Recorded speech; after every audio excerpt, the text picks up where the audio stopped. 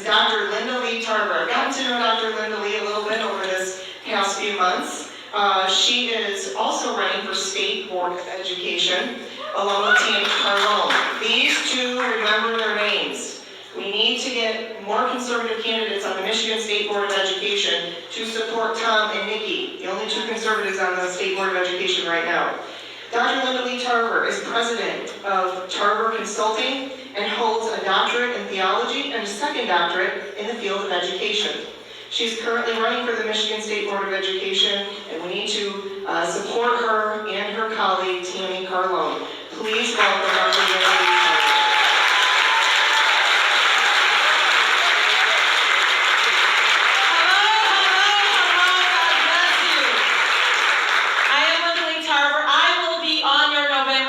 Ballot. I have information here. We need your support, we need your prayers, and we as candidates need your money as well. The State Board of Education covers K through 14, not just 12, but community colleges as well. And so in Michigan, children were subjected to mandatory school closings in 2020. Mandatory school closings, which caused severe academic deficits. In Flint and Detroit, they reopened only this year. This year, 2 years later. We've had significant challenges.